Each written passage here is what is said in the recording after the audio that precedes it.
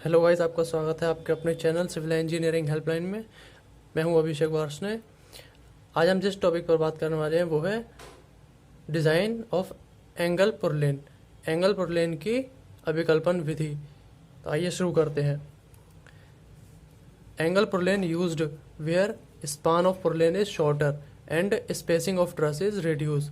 Angle purlin को वहाँ पर प्रयोग किया जाता है जहाँ पर पुर्लिन का स्पान छोटा होता है या और spacing of truss is reduce, यानी कि ट्रस की स्पेसिंग कम होती है। नेक्स्ट है इट इज़ इकोनॉमिकल। यह मितव्ययी होता है। Normally unequal angles are selected and long leg of angle is placed perpendicular to the slope. सामान्यतः अनइक्वल एंगल को चुना जाता है और long leg of angle is placed perpendicular, और इसकी लॉन्ग लेग को परपेंडिकुलर ढाल के पर लंबवत प्लेस किया जाता है। नेक्स्ट है because angle are not symmetrical at any axis. क्योंकि एंगल किसी भी अक्ष पर सममित नहीं होता है। Therefore principal bending axis have to find out. इसीलिए मूल नमन अक्ष को ज्ञात करना होता है। And it is time consuming process, और ये समय लेवा प्रक्रिया है। Therefore 30 degree slope of truss, इसीलिए 30 डिग्री ढाल के लिए on the basis of IS 800 IS code 800 के अनुसार L purlin can be design easily with following method. Angle purlin को डिजाइन किया जा सकता है इस मेथड के जरिए। फर्स्ट पॉइंट है हमारा depth of angle purlin not should be less than D equal to L by 45, and second breadth of angle purlin not should be less than B equal to L by 60, यानी कि purlin की depth D जो होती है वो L by 45 से कम नहीं होनी चाहिए और ब्रेथ भी L by 60 से कम नहीं होनी चाहिए। And maximum bending moment in purlin M maximum, यानी कि अधिकतम बंकन आघूर्ण M मैक्सिमम WL by 10 होना चाहिए। और यही फॉर्मूला इसमें हम पुट करेंगे। Where W UDL on purlin, यानी कि यूनिवर्सल डिस्ट्रीब्यूटेड लोड पुर्लिन पर लग रहा है जिसके अंदर विंड लोड एडेड है। This load is perpendicular to the slope. यह बाहर ढाल के लंबवत कार्यरत होगा। Bending on minor axis is not considered. लघु अक्ष पर बंकन इस पर विचार नहीं किया गया है। इसको और बेहतर तरीके से समझने के लिए अब हम एक एग्जाम्पल लेते हैं जिसमें हमें एक पुर्लिन को डिज़ाइन करना है जिसके लिए कुछ वैल्यू दी गई हैं। स्पान 7.5 मीटर है एंड पिच इसकी 1/4 है। स्पेसिंग ऑफ ट्रस 2.5 मीटर है। Weight of roof covering 17 kg per metre square given है। Wind load 120 kg per metre square given है। Note for number of panels on both side are 4, यानी कि पैनलों की संख्या 4 है। अब देखते हैं, ये हमारा डायग्राम है। इसके अंदर पैनल की संख्या हमारी 4 है। इसका स्पान 7.5 मीटर लिया गया है। और अब आगे देखते हैं, span of truss equal to 7.5 metre. Truss का पार्ट 7.5 मीटर है और पिच 1/4 है। Pitch equal to rise upon span. अब राइज फाइंड आउट करते हैं। Rise equal to span by 4। जहाँ पर स्पान हमारा 7.5 है, इसको 4 से डिवाइड किया तो 1.875 मीटर हमारा राइज आ गया। इसको उसमें डिनोट किया कर लेते हैं एक बार। 1.875 रख लिया है। आगे देखते हैं, लेंथ ऑफ प्रिंसिपल राफ्टर। अब प्रिंसिपल राफ्टर की लेंथ को फाइंड आउट करते हैं। प्रिंसिपल राफ्टर यहाँ से यहाँ तक हमारा ये होता है। अब इसकी लेंथ को हम फाइंड आउट करते हैं।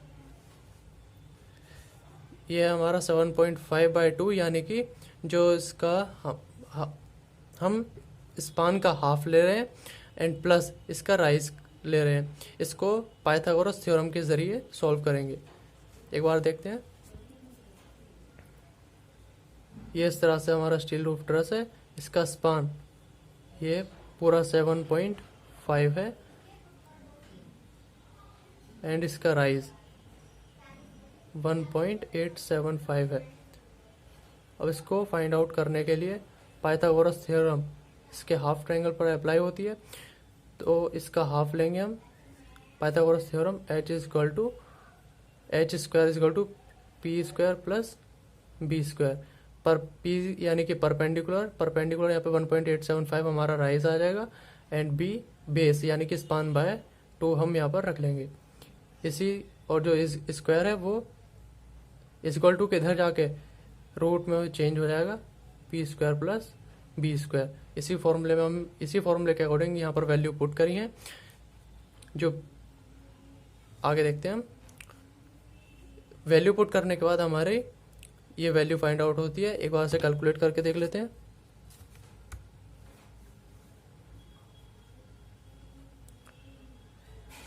Root bracket 7.5 divided by 2 equal to square and plus bracket 1.875 bracket close square bracket equal to 4.192, यानी कि हमारा आंसर ये ठीक है। अब आगे देखते हैं। स्पेसिंग ऑफ ट्रस जो कि 2.5 मीटर इसमें गिवन है, बिकॉज 2 पैनल्स ऑन 1 स्लोप, क्योंकि एक ढाल पर 2 पैनल हैं, एंड मेजरमेंट ऑफ 1 पैनल। अब एक पैनल की परिमाप हम ज्ञात करेंगे 4.119 डिवाइडेड बाय 2, उसको दो भागों में बांट लिया तो 2.096 मीटर एक पैनल की लेंथ हमें फाइंड आउट हो गई। अब देखते हैं सपोर्टेड एरिया बाय 1 पैनल, यानी कि एक पैनल के द्वारा आलंबित क्षेत्रफल। इसको हमने 1 मीटर लिया है, 1 इंटू 2.96 यानी कि इसकी ब्रेथ है, और 2.5 इसकी ब्रेथ है, क्योंकि यह पैनल एक है इसलिए हमने एक रखा है। इसकी सबकी मल्टीप्लाई करने के बाद 5.24 मीटर स्क्वायर हमारा एरिया आ गया। अब आगे देखते हैं। वेट ऑन पुर्लिन पर भार, the combination of dead load plus wind load.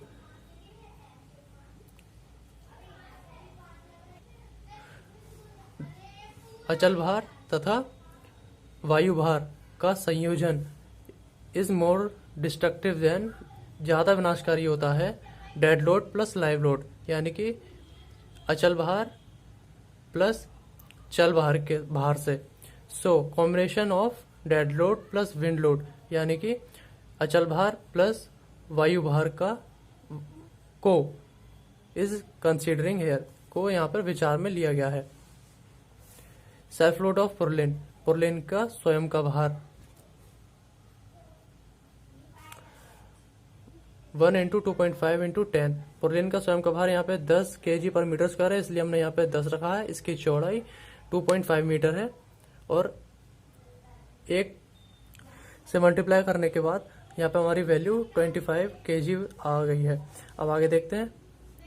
Wait of roof covering का भार 17 kg per metre square given है, जो अब इसको फाइंड करने के लिए एरिया इंटू वेट को अब हम इसमें वैल्यू पुट करेंगे। जो एरिया था हमारा 5.24 अभी हमने फाइंड किया है, और वेट हमारा 17 kg है।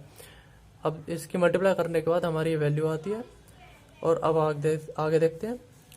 विंड लोड 120 kg हमारा गिवन है, जो एरिया है वो ये है, इसमें बाहर की गुणा करी तो हमारी ये वैल्यू फाइंड आउट होती है।